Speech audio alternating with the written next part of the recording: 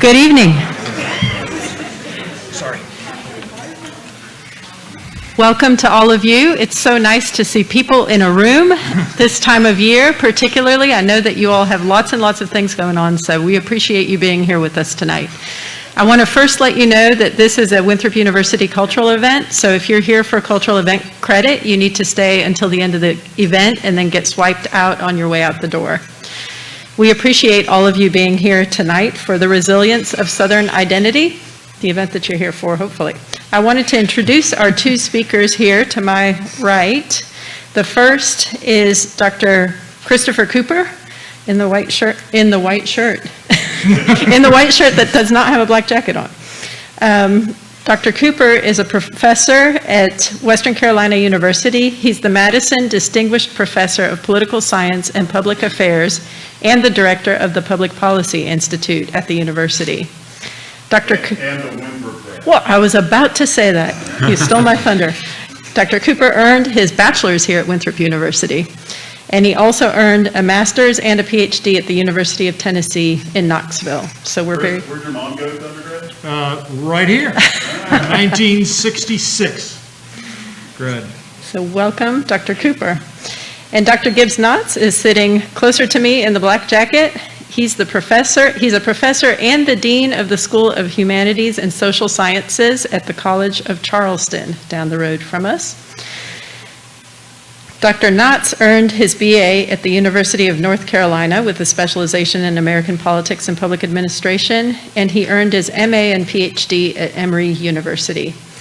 The event will be moderated at the end by Dr. Scott Huffman, who's the director of the Winthrop Poll here at Winthrop and a professor in the Department of Political Science. So let's welcome all of our guests.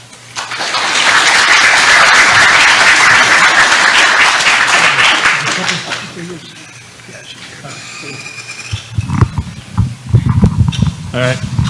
There. Hopefully that's be the most awkward part of the night.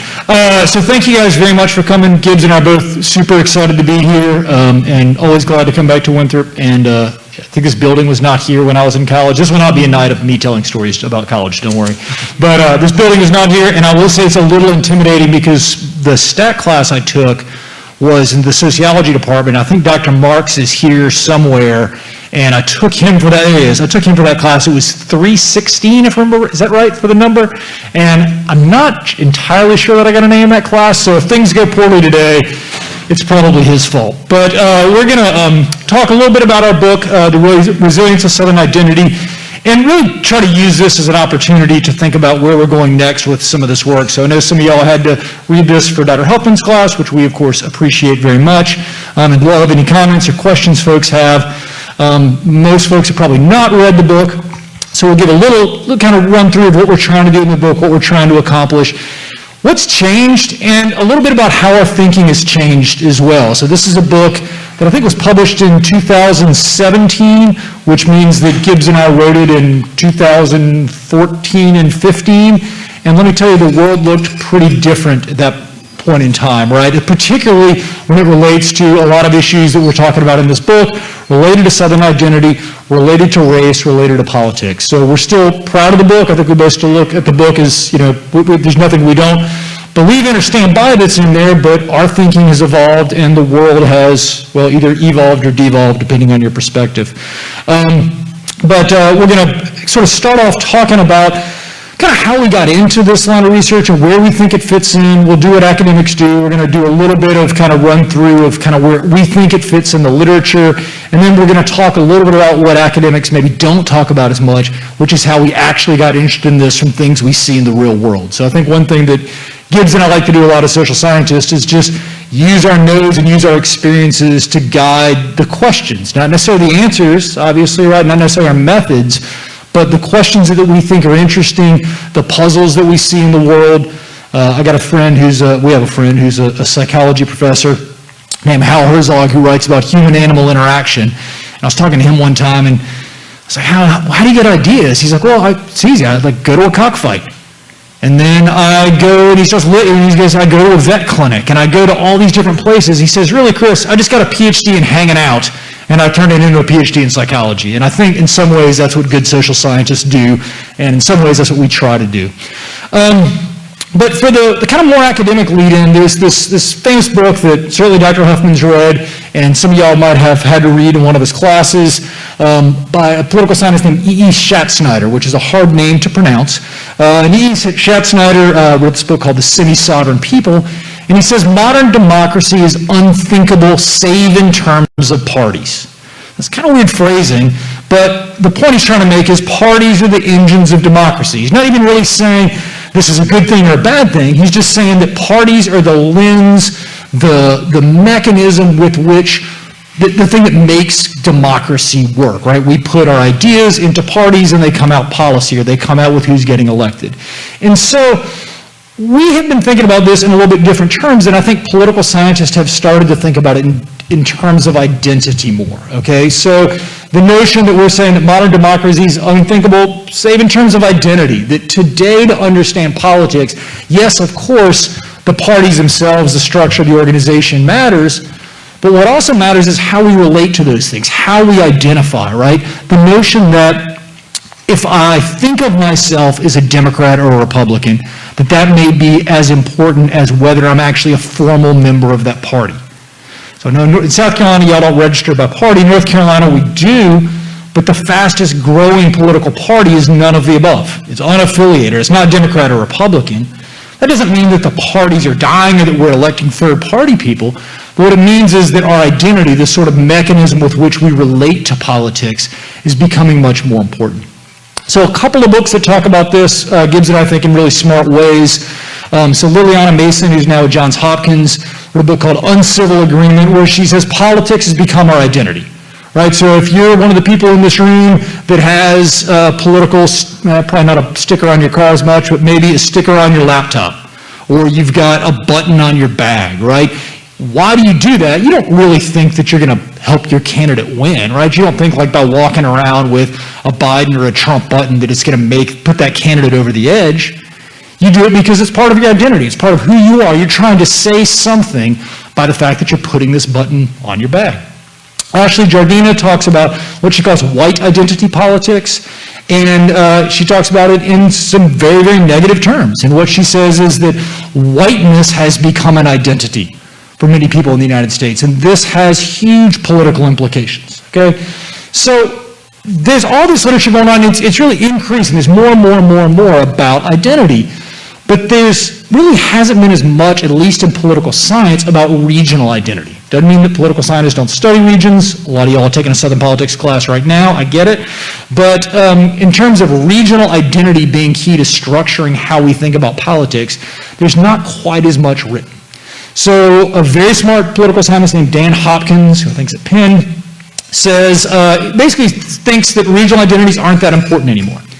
Says Americans certainly have not abandoned local core regional identities, but Americans' place-based identities are typically weaker than other relevant identities. So it matters, but less than other stuff. The contemporary content of today's political place-based identities is not very political. The political age that helped give the term Dixie its meaning has given way. Now, I think we find something that runs counter to this. What's really interesting, actually, he cites us, I believe, at the end of this quote, yet here I am putting it up as an example of what we don't believe in. So that's an oddness about academia in some ways. And then there's, if you're maybe not a social scientist, maybe you spend more time thinking about literature, William Faulkner, who today will get so worked up about her relationship to a region of the country. Right? So the notion here that maybe, yes, identities matter, but regional identities, whether you're Southern or whether you're from another region, matters less. There's starting again to be some other views that maybe that's not the case. Some really good work by Catherine Kramer, the book called The Politics of Resentment. It's a really interesting book. If anybody hasn't read it, it's a book about Wisconsin, and every time I talk to a journalist, they say, tell me one book to read about Western North Carolina politics where I live. I say, you need to read this book about Wisconsin, which is really odd, right?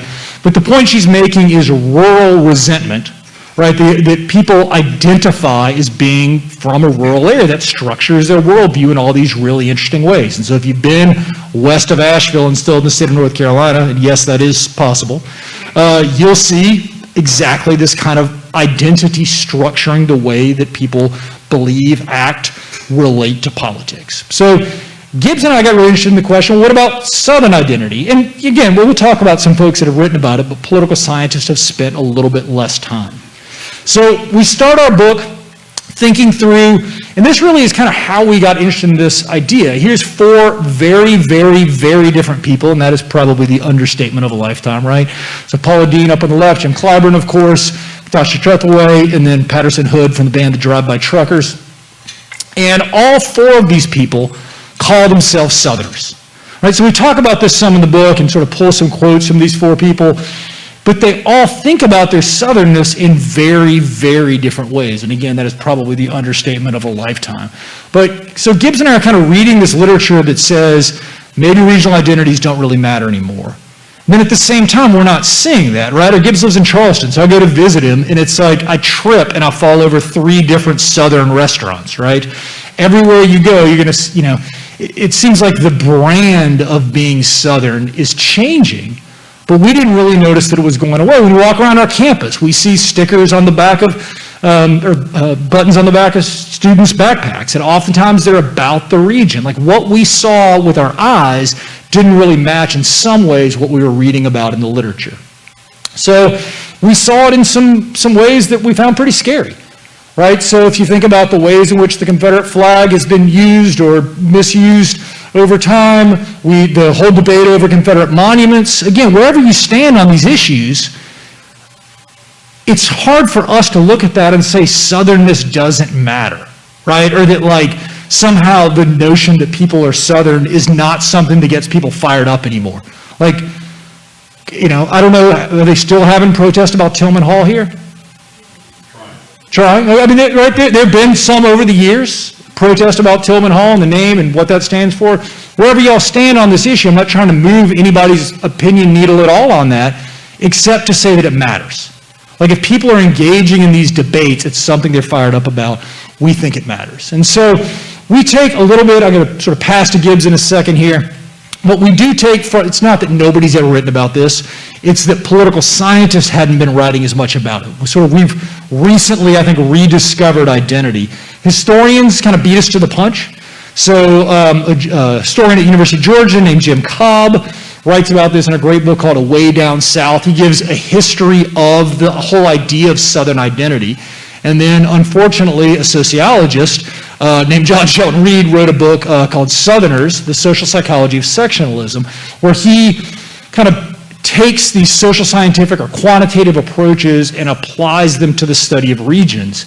But he wrote this book in 1972. There wasn't really a lot kind of happening since then. So I'm going to pass to Gibbs to kind of work through a bit of the book here. So yeah, thank you, Chris. I really appreciate it. And thank you guys for being here. The idea for this book and thinking about identity is something that I dealt with even as a high schooler. So I grew up in Metro Atlanta, and there were people who really connected to the South. A lot of times they'd have, do people still have big belt buckles? Big belt buckles, jacked up trucks. Back then you'd see a lot more Confederate flags. And when I was a high schooler, I was kind of like, I don't know if this is my crowd. I wasn't so sure. I wasn't really feeling it that much. Then I went away to college up in North Carolina. So I go from Atlanta, Metro Atlanta, up to North Carolina. And it became, even though Chapel Hill is in the South and North Carolina is in the South, there was a very different approach to studying the South and to studying identity. And it became more of an intellectual puzzle. It became a little bit more gray, as in college. A lot of times, you sometimes come into college and you're like, there's a little more black and white. At least when I came to college, I started to see kind of both sides and a little more nuance. And then when I met Chris, because we worked together at Western Carolina for 12 years or about a decade, we started to talk, and again, it was really just these fun conversations that we were having. We should take a look at this. We should try to figure it out. We should update some of this work. And so, we're in a pretty big auditorium, theater style thing here. I'd love to see a show of hands. who thinks of themselves as a Southerner, basically? Like, let's see what we got here. So, anybody good at estimating crowds? That's at least half of the folks think of themselves as Southerners, and that's basically the question we try to grapple with most in our book. It's like, well, okay, what types of folks were going to raise their hand? Are those folks more likely to be conservative? Are they more likely to be born in the South? Are they more likely to be younger, more likely to be older? And so we wanted to really try to understand not only how many people are out there that identify as Southerners, but also what types of people. And obviously, right, if you just can tell by the title of our book, we argue that Southern identity has remained pretty resilient despite all these changes. So we try to tell a lot of stories in the book. Political scientists typically are not the best storytellers. Obviously, Dr. Huffman is, but a lot of times political scientists, a lot of times don't tell the best stories. But one story that really captivated our attention was a debate that's happening out in Utah with Dixie State University. And so you're probably thinking to yourself, well, gee, Dixie State, that's probably in Mississippi, or if it's not in Mississippi, it's in Alabama. It's actually in Utah, and it really illustrates this point that names matter and identity matters, and they're actually going through a conversation right now to change the name of Dixie State University. I think it's going to be called like Utah Tech or something like that. And basically, it's because of the negative connotations that come from associating yourself with Dixie. And so in our book, what we try to do is look at some different measures to answer this question. Is Southern identity still a thing? What type of people identify as Southerners? And what are some differences in particular between African Americans living in the South and whites living in the South in terms of the way they think about identity? And so we do a lot of survey data. We have some focus groups, and I'll talk about that in a second. But one of the things that we start with is just looking at business names. So you guys can probably think back to where you're from. I suspect there's a lot of South Carolinians in here. I'm sure there's some folks from other parts of the country as well. But there might be a Dixie Furniture or a Dixie Air Conditioning. One of the favorite ones we found in our book was a gift shop in Jackson, Mississippi called Two Chicks from Dixie. I've never been to this gift shop, but I think I would like it. And so what that says about identity, that you're willing to name your business Dixie. At the same time, there are people that want to connect not with Dixie, but with the South or the region. Obviously, one of the biggest is the Southern Company, but there are certainly other examples of Southern Railroad, Southern Company, all kind of businesses. I've got Southern Healthcare up there. And so we wanted to take a look at how much has this happened and how much has this happened over time. And it's great because all you have to do is look in a phone book back in the day. And in this day and age, you can look on the internet to see how many of these businesses are out there. And there have been people who've done these studies before, so we're kind of able to look for trends over time. And so Chris mentioned that guy, John Shelton Reed, who was one of my professors at the University of North Carolina when I was there. And he came up with this concept of a D-score, which is basically kind of the ratio of Dixie businesses to American businesses. And you see that on the left of the screen. And then the S-score, which is the ratio of Southern businesses to American businesses. And basically, by the time we went and looked and took a look at these two things, Dixie businesses were starting to fade away. And this is even before, the Emanuel AME shooting and all the debates about Confederate monuments and the Confederate flag here in South Carolina. And so Dixie really is a connection to the Old South. But our argument is, look, people are still connecting to the South. They're just not using the term Dixie. The S-score or Southern might be a little bit of a New South connection. But of course, we're political scientists.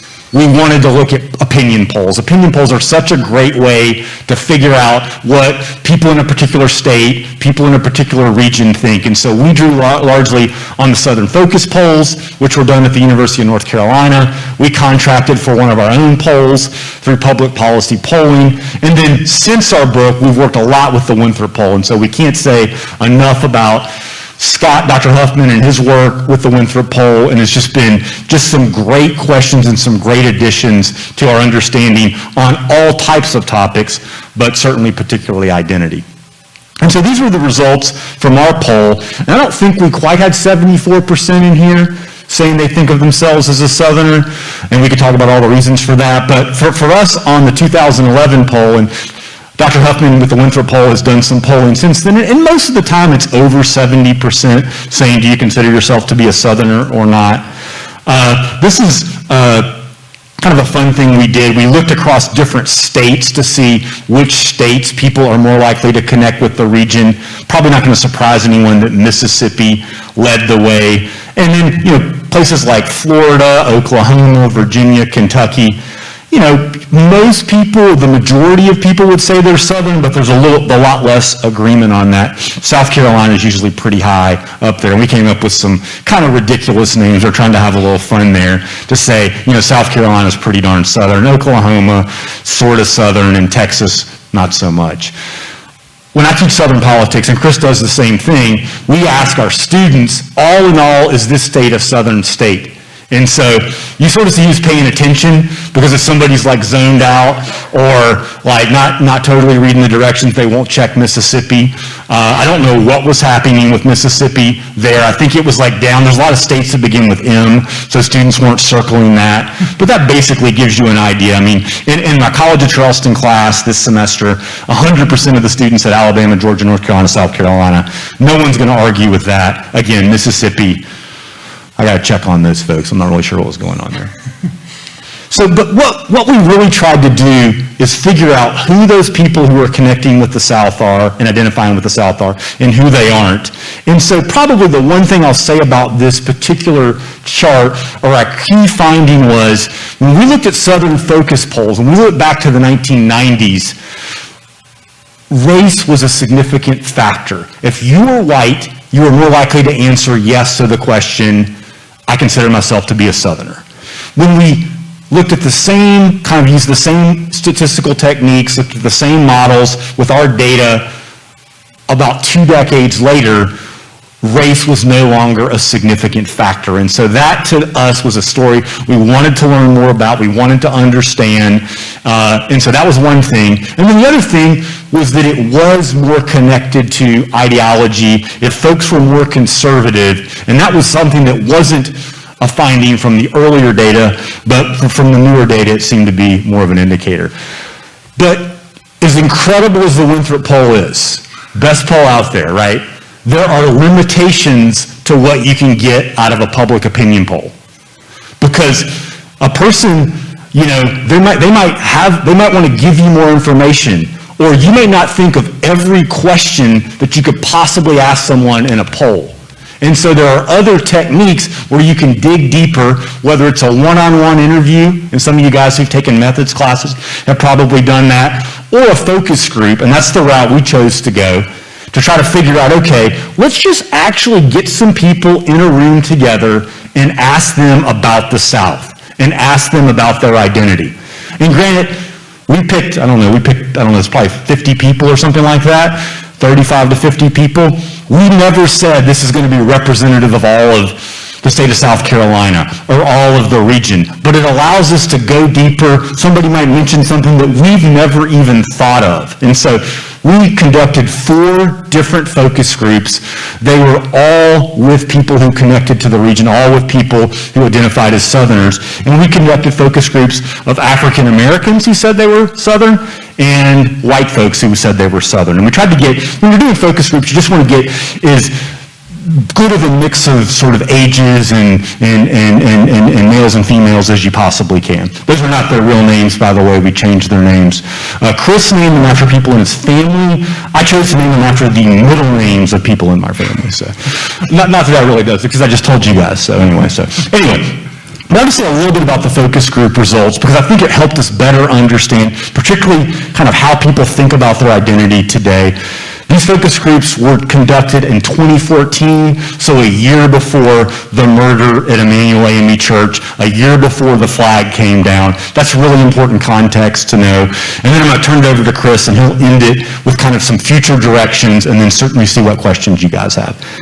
So we have these people in a room, and we ask them, just like, what does being a Southerner mean to you? You can sort of imagine if you were in a focus group, you'd just eaten like a Publix sandwich or something like that from some food tray. and you're just there for the money probably, and somebody asks you that question, like, how might you answer that? And so what we heard was, it was really about hospitality, manners, pace of life, food, family. It wasn't about politics or religion. It wasn't like, I love the South because there's a ton of Southern Baptists and I'm a Southern Baptist. I mean, so maybe somebody was thinking that, but it was really more about, and I'll show you some quotes in a second. And this was consistent across race, age, and sex. And that was interesting to us. And so then we could say, well, tell us a little bit more. You say this, but, and you can't do that on a survey. It's hard to do that on a survey, right? Because it's hard, you're just trying to get your 700, 1,000 people, get the calls, and Winthrop Poll does live calling, and it's really, really awesome, but like, that would cost Dr. Huckman even more money if each one of his surveyors had a 2-hour conversation with each person. They would never get any results, probably. And so, a couple of examples here, Emily, an older white Southerner, basically says, look, I'm proud to be a Southerner because I don't want to hurt people's feelings. And then, I want to be nice to you. I want to say, have a nice day, and I really mean it. Like, I think that was real important. And then she throws her husband under the bus, and basically says, look, he's from New England. I can see the satirical, I don't trust you attitude. They tell me not to even look people in the eye. So I'd spend a couple hours on Winthrop's campus, hanging out a little bit out there. Again, very hospitable, people are nice. I didn't have that feeling. I mean, wouldn't surprise me that, obviously this is Rock Hill is located squarely in the South. Southerners have great hospitality, that's what Peter said. There's also this idea that I guess we sort of had a vague notion of, but it sort of played out a little more in the focus groups, that people started to get defensive and really want to stick up for the South.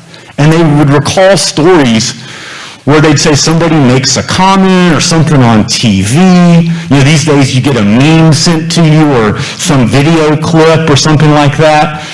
And they make jokes like, oh yeah, you just marry your cousin down there or something like that. And they're really getting mad. Elizabeth, kind of said the things, they say, hey, watch this funny video of a person saying something completely idiotic 9 out of 10 times. They're from the South. A lot of people are like really ripping on the media from New York and saying they just go out and try to find, the person with the thickest accent, with the fewest teeth, who are just going to make the region look really, really bad. And so it's like, we didn't even really mean to start a fight here, but people were getting really defensive. Obviously, you can't study the South and you can't think about identity without talking about race. And this was a middle-aged white guy named Ward, and he basically said, look, Southerners are obsessed with race. I mean, this is just Ward's take on race in the South. He says when you go into a room, you notice the racial breakdown. Is it something that we think about? Is it right or wrong? Not really. We actually deal with it better. And he sort of like kind of defends the region again. Deal with it better than people in Boston, New Mexico, or Wyoming. Whereas Peter, this was a really kind of touching story. If I'm remembering right, Peter worked at kind of like a fitness thing. I think it was run by the city or the county. And he says, look, our clientele is mostly white, and when they have a problem, they won't even talk to me. They see that both me, the assistant manager, and the manager are black. They just walk away. Patrons go straight to the top, and they don't feel like I can do my job because I don't see. So we're starting to see general agreement about kind of the hospitality and food and sort of focus on the land. But when we start to talk about race, we start to see some differences. Same thing with the Civil War. I mean, just a couple of examples, like Teresa's like, I'm proud of the war. Whereas Mary's like, also kind of same sentiment, not really a part of my life, great story. You get people in from out of town, you can take them to Civil War sites and talk about all kind of stuff. Where a very different story, and Keith, I would say, was one of just the most interesting and deep focus group members that we had. And he talked about, look, historians and residents of this state try very hard to pretend that the war was not about slavery, yet the Articles of Secession talked about slavery. And Todd talked about, look, we live in a unique situation in the South where we live side by side with the people who were the oppressor. We are face to face. Confederate flag, again, very same. Brian, we put just a quote here from him, never associated it with slavery because my parents never associated it with slavery. I associate it with nothing, whereas Heather, who was an older African-American woman, told this gut-wrenching story just about, and people would say, look, when I see somebody with a flag tattoo and I'm crossing the street, and she talked about this Confederate flag on an 18-wheeler just breathing down her neck, probably on I-26, and she actually took an alternative route. It was like, when I see that flag, I think somebody's going to hurt me.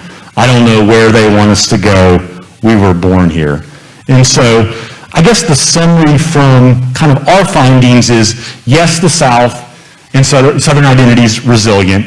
It's a little different. It's not the same as it was a couple of decades ago, but we think people want to connect to something, and in this larger idea of connections and identity, Southern identity is important. And we just think that it's different than it used to be, and it's one of the interesting things is the increasing willingness of African Americans to connect with the region in a way that maybe in the 1950s, that was certainly, there's not a lot of evidence that that was the case. And so with that, I'll turn it over to Chris for a few extensions. Thanks. And yeah, if anybody's interested in like reading more about that, there's a political scientist who I think just finished her dissertation at Michigan named Princess Williams, and she wrote her dissertation about Black Southern identity. So from a political science perspective, right? So why it matters politically. It's really, really interesting work. And it picks up on a lot of those themes that we're just kind of raising but not answering at all. So I thought we'd talk a little bit about kind of where we're going with some of this work. And some of this has to do with monuments. So Gibbs and I had done some work together on the Confederate flag years ago, and then Gibbs and Scott and some folks did some work on the flag, and we'll pick up on some of the flag stuff as well. But we've been doing a little bit more work lately, and a good bit of it with Scott, about Confederate monuments. And so if you're taking the Southern Politics class, I know a lot of y'all are, you've probably seen either this graph or a graph that looks a whole lot like this, I'm guessing, right? This is when Confederate monuments, schools, and other iconography, right, is established by year. And so you see these peaks, right? You don't have to have a PhD and think about stats all the time to see it gets really tall right there. It gets really pretty tall right about there too, right? So Jim Crow era, school integration, right? So that's when we're seeing these big pops of Confederate monuments. And so we got really interested in this question in terms of Southern identity, but also in terms of partisanship. So I don't have any graphs from this one, but this is a paper with more co-authors than you could possibly fit on a screen at all sorts of universities. Dr. Huffman's one of them, and Dr. Knotts and I. But the point we're trying to make in this paper is the way partisanship has shifted. And so rather than give you some graphs, I'll just tell you a brief story. So I live in a small town, Sylva, North Carolina, about an hour west of Asheville. It's a pretty little mountain town, and at the top of the hill there's an old courthouse that's been turned into a library. And about halfway down the courthouse steps, there is a Confederate monument. The Confederate monument, they raised money in early 1900s, I can't remember the exact year, 1908 or something, and raised money for people in town to put it up. They sang Dixie. The person who was supposed to come give the speech that day was the same person who gave sort of a notorious speech at Chapel Hill. Turns out he actually couldn't make it to Sylva that day. So anyway, they get the monument up, stays up for years. In the 1990s, it starts to look kind of dingy, and so they raise a bunch of money to re-up the statue, to clean it up, to make it look nicer. The people who raised the money were the local Democratic Party.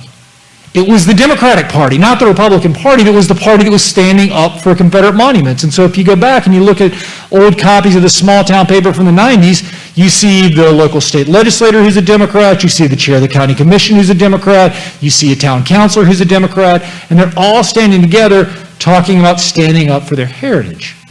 They're all white Democrats, every one of them.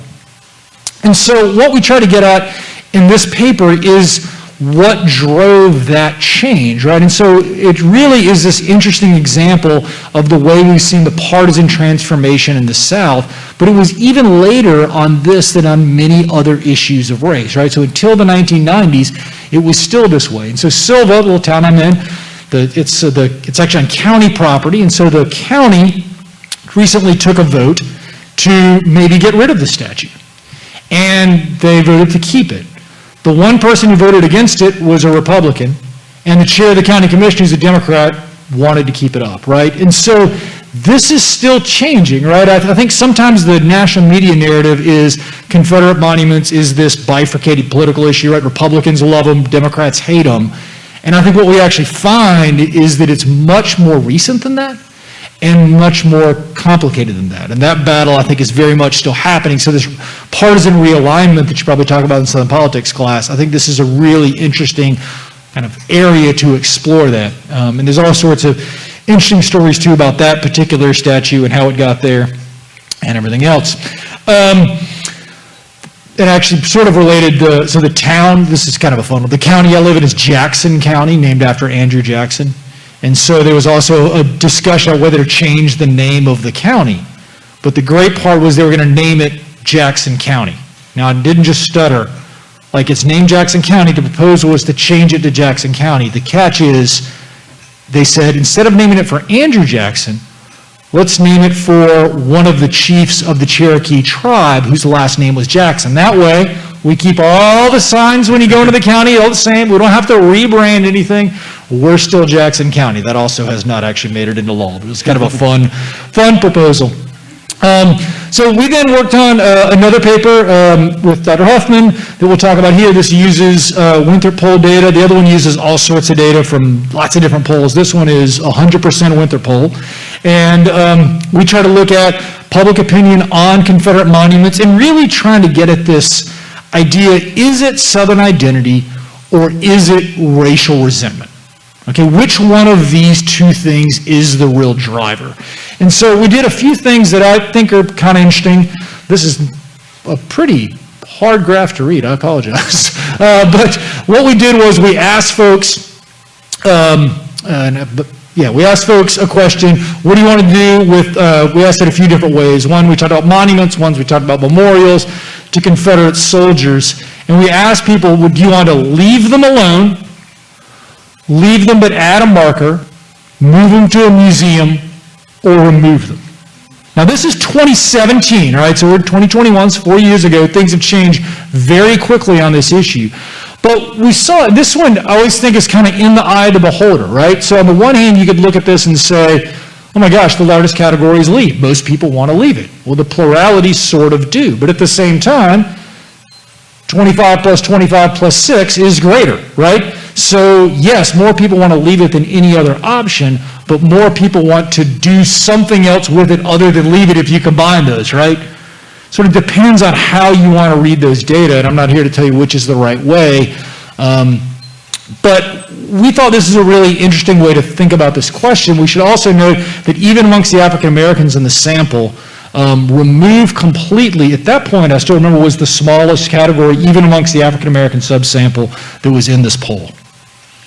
We then did some statistical mumbo jumbo that I won't go into in this audience, unless somebody just really wants to dork out. And all I want you to get from this is a pretty simple lesson. Those lines are super flat. And the x-axis, right, is about your Southern identity, and this is the probability that you want to do all that different stuff. And the big takeaway here, put the statistics aside for a second, is Southern identity did nothing. Whether you strongly identify as a Southerner or don't identify at all as a Southerner meant nothing for what you wanted to do with these monuments.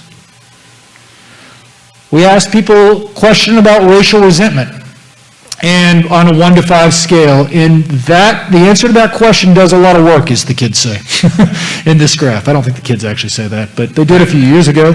And what we see is, as racial resentment, using this measure that we used, which is a standard measure, increases, in other words, as people score higher on this racial resentment scale, the likelihood that they want to leave monuments as they are skyrockets, right? So you see some movement, you see that one with the big action, that's the takeaway there, right? And so we've got some other papers that I won't go into where we're trying to further explore where does Southern identity explain attitudes, where does it not explain attitudes? And what we're finding and uncovering, I think we're still working out, we're still working through. But it's not, it always matters or it never matters. It matters in some ways and not in others. It structures our worldview in some ways and not in others. And if you really consider the breadth of the Southern experience, and you don't limit it to white Southerners, which unfortunately social scientists did for a long time, what you find is that Southern identity doesn't always do what you might expect it to do. And I tend to think, I think Gibbs agrees, that one reason I think people misperceive this is when they say Southerners, people are often thinking white Southerners. And what we're finding is the opposite is true. African Americans today are slightly more likely to consider themselves Southerners than whites are. So I think in some ways the people's inability to see the breadth of the experience is driving what people think in some ways that are a little scary. Those are some conclusions. Some others, Southern identity is stable, right? So that's what we find in the book. The title, we give away the whole point right in the title, the resilience of Southern identity, right? It's stable. We think that's a contribution. People weren't really saying that much at the time. They kept saying the South is going to go away. We're increasingly interconnected. The world is flat. And we're saying, maybe because we're so interconnected, people still want to relate to place. And we also find that it matters for how they view politics, government, policy, public opinion, okay? And it matters in a variety of different ways. It's not necessarily consistent across race. And I think, again, we're still trying to tease out exactly where some of these relationships are. But I know we'd love any thoughts y'all have, questions, comments, pushbacks, stories, or even better. And Dr. Huffman, he's got them, of course. Well, I've got some of my students' questions. Oh, perfect. Do you want a mic? Here. Thanks. A couple of the questions continue the concept of identity. And as y'all noted, this was before the Mother Emanuel murders. This is before the flag came down. It was before the Tiki Torch boys were in Charlottesville and the murder there. And it was before the Trump era. So one of the important things about identity, and this is crossing a couple of the questions, that has come out is something Samuel Perry and Andrew Whitehead, who y'all know, the sociologists, talk about Christian nationalism.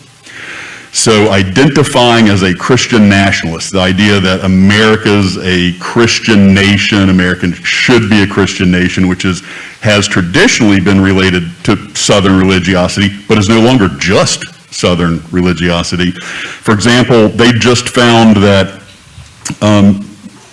Christian nationalism identity had folks that were more likely to say the economy is more important than the vulnerable when it comes to getting the COVID vaccine. But religiosity went the opposite way, the people who actually went to church. So the people to whom their Christian identity was important said the vulnerable don't really matter. The people who actually went to church said the vulnerable do matter. But that is beyond the South. So how does this new embrace of identity overlap with your regional work, and how is it breaking out of the South? It's a great question.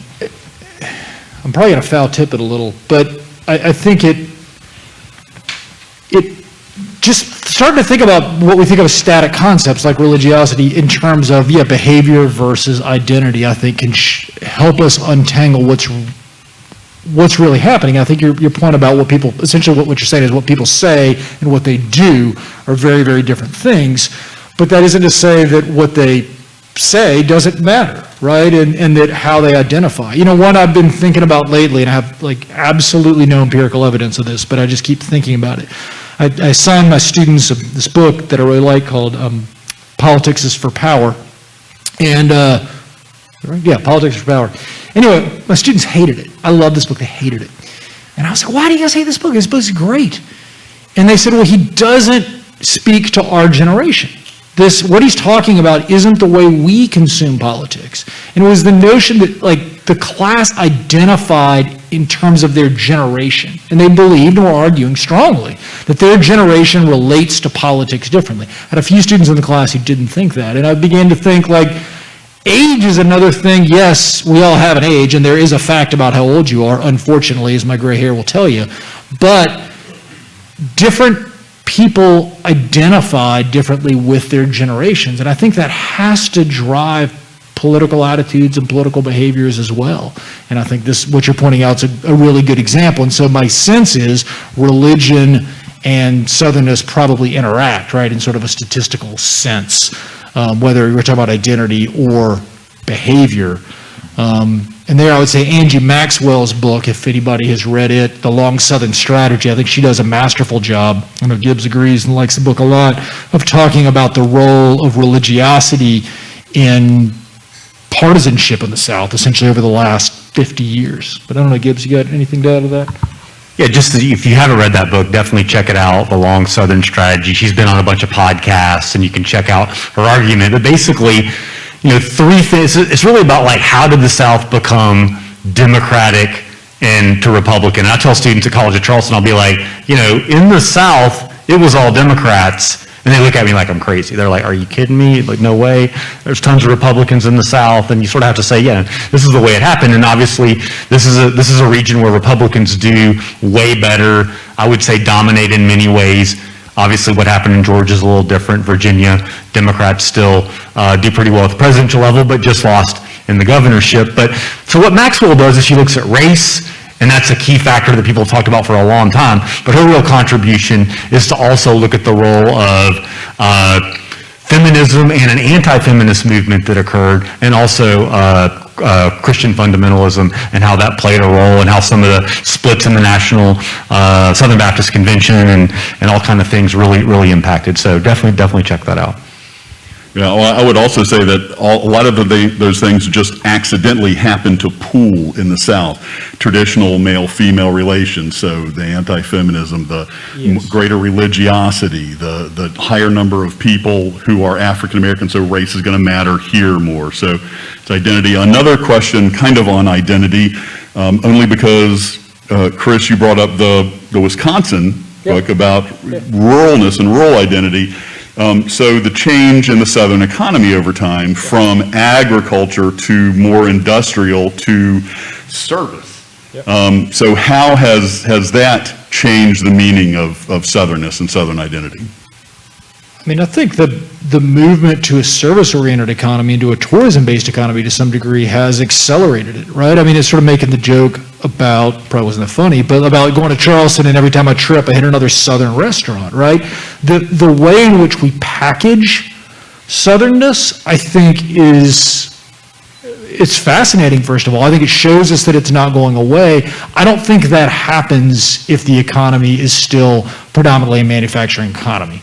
Right, so I teach, sometimes when I teach Southern politics, I co-teach it with a friend of mine in the history department, and it's I don't know if he learns anything, I always learn a ton, and that sort of, that piece about how the economy changed in the South, I think structures way more of the worldview of Southerners and how Southerners are perceived by others, probably than any other single factor. So I think that's a really good point. Well, you just made me think about the packaging of the South. It's, it's sort of like most people aren't going to want to go down the Amazon River and lose their life, but they would want to go to Disney World and get on the little steamboat. So the Disneyfication of Southernness has been packaged as, it's this hospitality, here's something like that. So I had not thought of that. It's everything from Paula Dean's restaurant to Husk, which is, kind of an upscale restaurant that is in both Nashville and Charleston now.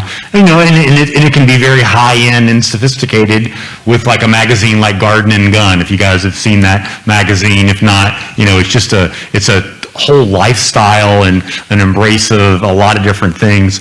I do think, one of the things we found from our focus groups that, again, I wouldn't have thought to ask or would have never made the connection, is even though no one in our focus group lived on a farm or lived in some really rural area, because we did the focus group in a medium-sized city in the South. Are we allowed to say now? We can, we're not, it's not like we're on Facebook Live or anything. The city was Charleston. But yeah, there were still people talked about rural areas. They'd sort of say, I like to go places where I can take my shoes off. I used to go to my grandmother's house. I still like to get outside of the city a little bit. So a fondness for rural, but I think our argument would be, even though we've urbanized, the South and identity is still pretty resilient. And even though people, they might think back in a nostalgic way about some of these areas, but it's not, you don't have to be from a rural area to connect with the South, and to me, Charleston's the epitome of that. I mean, Atlanta branded itself as kind of capital of the New South, but Charleston, again, it's just, you can't go to Charleston and not think about the region. Just talk about it real quick, I mean, this whole thing where focus group participants were giving us all these answers about, like, politeness and food and all this, I'll be honest, when the day we left the first focus group, Gibbs and I went to get a sandwich and a beer, and I said, I was like, man, this is frustrating. They're not taking it seriously. Like, we're asking about what it means to be a Southerner, and they're giving us, like, I like to drink sweet tea. I'm like, this isn't very interesting. And I think Gibbs taught me down smartly and was like, no, this is what people are thinking about. Like, they're telling us what's important to them. This is exactly why focus groups are helpful, because we probably wouldn't have asked a sweet tea question, but the way people talk about food and the way they talked about family and the way they talked about ruralness, even when they weren't in a rural area, I think if you just let people speak and don't discount it and say, this is a real way in which people are perceiving their worlds, and you just listen, I certainly learned a lot about how people are actually relating to the world. I'm an academic, right? I spend all day thinking about numbers, and I think about theories, and I'm reading journal articles, and I'm trying to have some kind of conversation about politics most of my life, and it's really helpful to sit down and talk to some really smart people who would like to be talking about anything else other than politics, and that affects our political system. And those long conversations with focus groups are something we just simply can't do in a poll. And so you are, as we've published, we're just not going to get that in-depth information and get that maybe once, twice removed, like people who have never lived in a rural area who still identify as ruralness because they might have visited their granddaddy who lived out in the farm. And I think of this, and I'm curious as to maybe some of the Wisconsin subdivisions around here and around a lot of the South, and I've never lived outside the South, every sixth subdivision is called something plantation. Has anybody ever thought about why? Is that true elsewhere? And, the people have this identity that they don't really think of where it came from. Now I've got something that'll piss off hopefully half the crowd. I have no idea. It's about critical race theory, which, by the way, absolutely not what most people think it is. I'm going to explain to you in one sentence what critical race theory is. It's something that has only ever been taught in law school, and it is the idea that when you examine laws, perhaps you should think about whether or not race comes into it or not. That's it. Period. Anything else is not critical race theory, and so anyone who says otherwise has simply been misled. What they are probably thinking about are things that I do teach, that in the past there has been systemic racism. When you don't allow a certain race to come in and eat, that's systemic racism. When you won't give loans to certain people over certain times in history, that's systemic racism. But it's all kind of packaged incorrectly as critical race theory. How is that shaping the discussion of identity in the South versus maybe the rest of the country? Great question. You want to get on first? No? I don't know on the comparison piece. I mean, and I say that, I spend a lot of time thinking about North Carolina politics, a lot of time thinking about Southern politics in general. I know there's a national conversation. I know the conversation is happening in the South.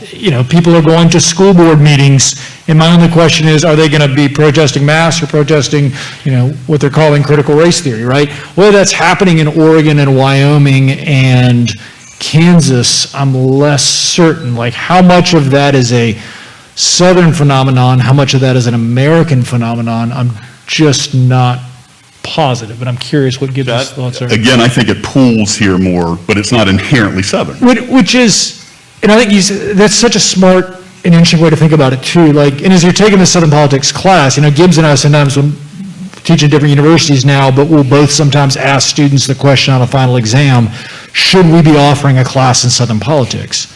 And it sort of comes down to... The answer is always yes. The answer is yes. Yes. It's A's to anybody who says yes, and F's to anybody who says no, obviously. But if something pools here, why does it pool here, right? What is it about the people, the culture, the place, the history that makes it pool here more? And I think I would argue that's exactly why Southern politics should be studied in that way, because these historical patterns do embed behaviors over time, right? This is this behavioral path dependence that happens over time. I don't know, Gibbs? Yeah, just to reiterate some of the points that Chris was making during his part of the presentation, when this was talked about an identity in connection to the South, it was most often talked about white Southerners. Even my professor, I thought was a great professor at UNC, he only looked at public opinion of whites living in the South. And he later said, look, that was a big mistake. I should have been. And so I would just say, you cannot understand Southern identity. You can't understand Southern politics. You really can't understand anything about the region without thinking about race and understanding many of the things Dr. Huffman talked about. And sort of that's just a factor and something that you have to account for if you're really doing a deep dive into what's going on in this part of the country. Did you have something? No, that's right. All right, so I've sort of pulled a lot of questions from my students who, as I said, are far more important than the rest of you, at least to me. However, the rest of you are, in fact, important. Does anybody with a really, really loud voice want to ask a question? And if you don't have a really, really loud voice, I can run up with it. Go ahead. As the new concept or direction of Southern identity created a bridge or greater bond, tying the Southern European Americans and African Americans closer together, or has it reverted in the opposite direction, creating greater divide? Because has the Southern identity, as it's evolved, brought white and black Southerners more together or separated them? I love that question. I think the answer is both, and I'm not trying to dodge. I really do think the answer is both. I think that it can provide more of a place for people to come together than is commonly acknowledged. Like, I think if you walk into, downtown, well, I guess everything's downtown Brooklyn. If you walk to Brooklyn and you ask people, can Southern identity bring people together, they're going to say absolutely not. And I think we do see examples of that. And that's that whole thing, point I was trying to make with the food and the connection to land in this that I sort of incorrectly, I think, poo-pooed. That's exactly the kind of thing I think that can drive people together. And we would watch black and white Southerners both get defensive about what they thought at that point in time Jon Stewart was saying on The Daily Show. At the same time, you can't pay attention to what happened, what I think Dr. Huffman just called the kids with tiki torches, or is that your The little boys with tiki. Little boys with tiki torches. Clearly, they are using a conception of Southernness that resulted in murder, right? So I think both things are happening simultaneously, is my best answer. So, do you mind saying your name? Shayna Foxford. So, yeah, Shayna, you said? Yeah. Yeah, so what I would say is I would agree with what Chris said, but that is such a great question to go out and explore more. Could you find people that really connect with the region? What do they think about the state of race relations? Do they think they're improving or not improving? People who have positive feelings. That is an empirical question that anybody in here, any student could write a paper about. You could go out and interview some people. There's all kinds of, that is such a great question. And then think about it. My hypothesis and my hope would be that is a way that race relations can be improved with this connection to some of these sort of positive things about our region. But I don't know that we have a lot of evidence because people haven't really asked that question like you have. So if anybody does that study, My email is notshg@cfc.edu. Send it to me.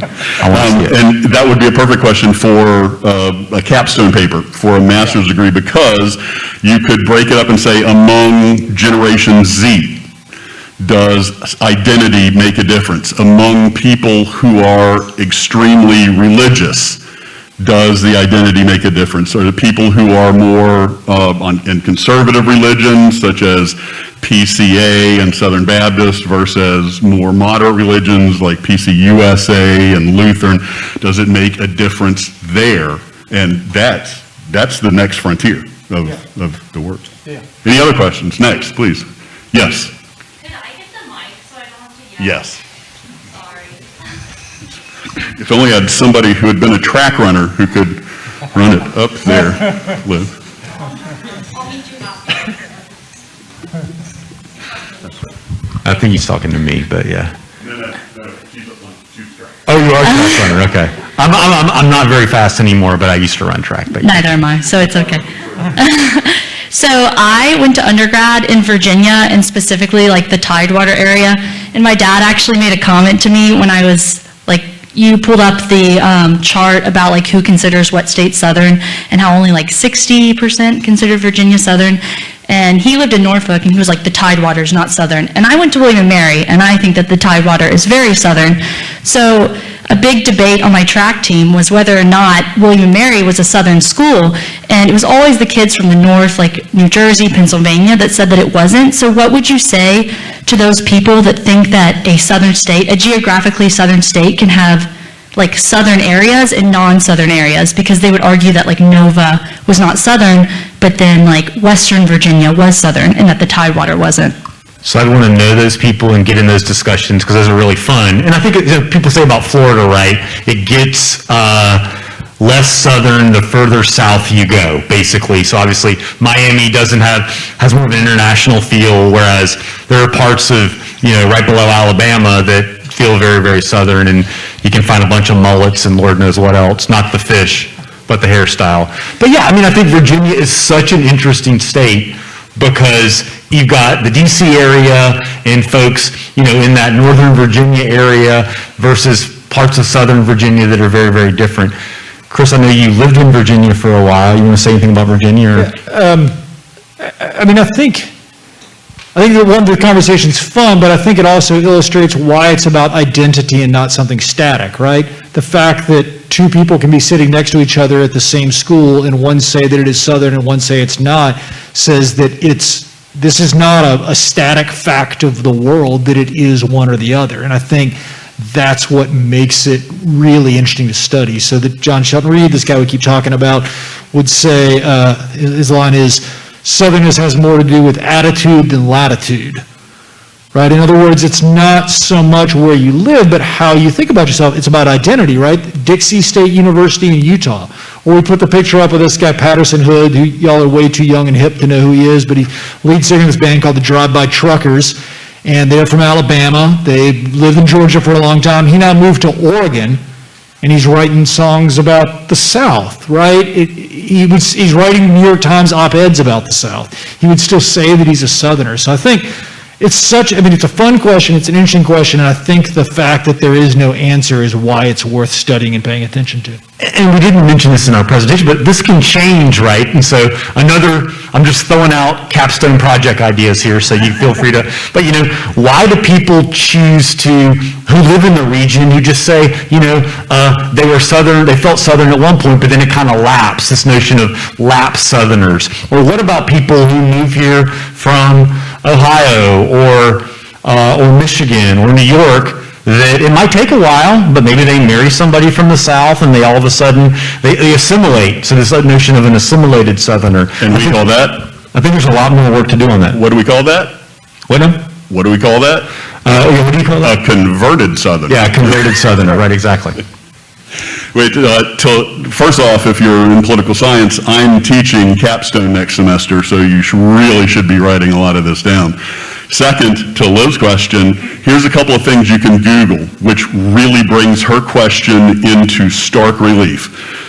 Ben-Hur, Virginia, which is absolutely, positively nowhere. It's It's a few miles from the Kentucky border. There's literally no one lives there. It's where my granddaddy and my grandmother were from. Nobody lives there. That and the whole region is now fully Republican. You now look at the 2020 presidential vote in Virginia.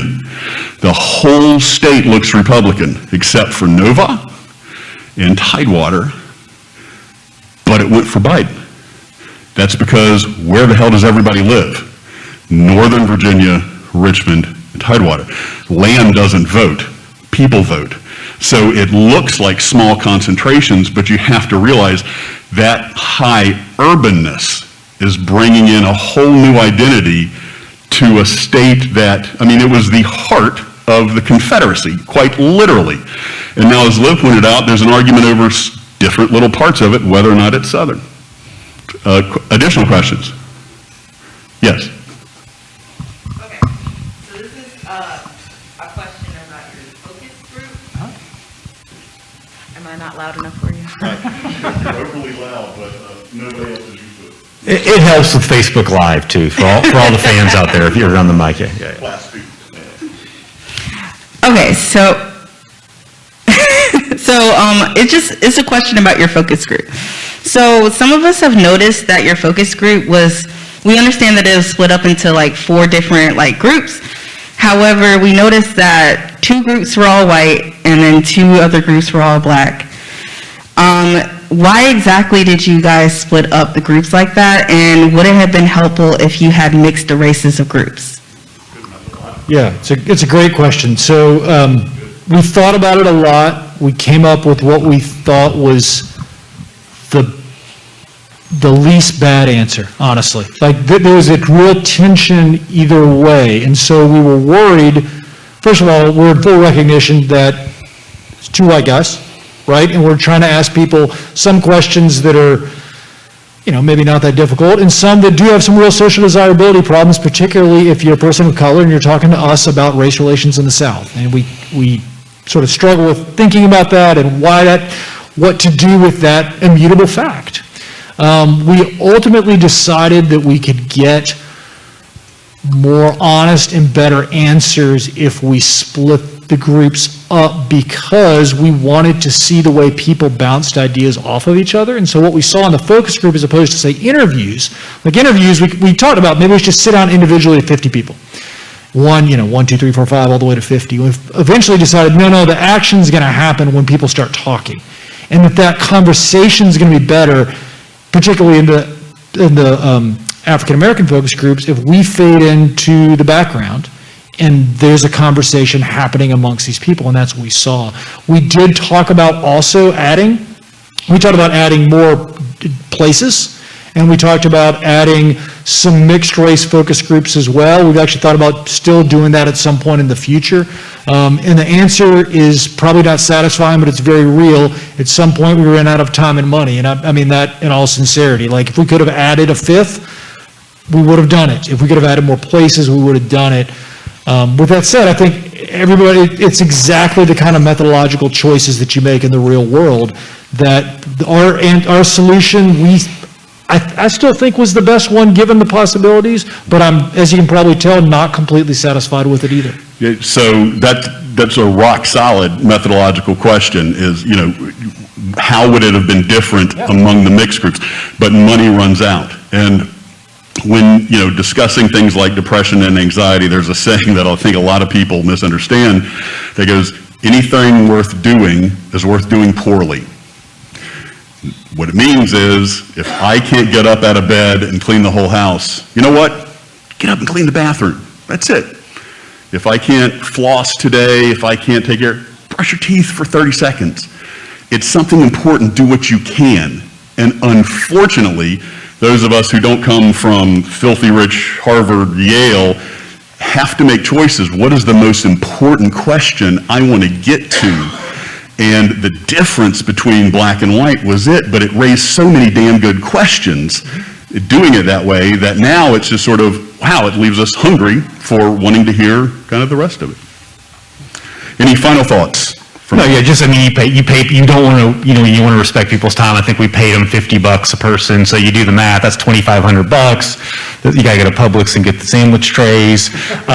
So there's a lot of things to think about that, like, obviously, there's these practical things, and we had a colleague, we have a Riley Center in Charleston that, bankrolled, I think, our focus groups, and so that's basically what happened, but it is such an excellent question, and we tend to do more quantitative stuff, and so what do you do when you're a little out of your area? You obviously read a lot of books, you look at other studies, and then I had a couple of folks in my department at College of Charleston who were really good at qualitative research. One was Annette Watson. She's a geographer. She sits down with focus groups of Native Americans in Alaska and talks about how environmental changes are impacting their lives and what they do. And you sort of think Alaska and the South, that's totally different. But I was talking to her about methodological questions, and she was super helpful. And I want to do two things. First, let's thank our authors for coming and sharing with us.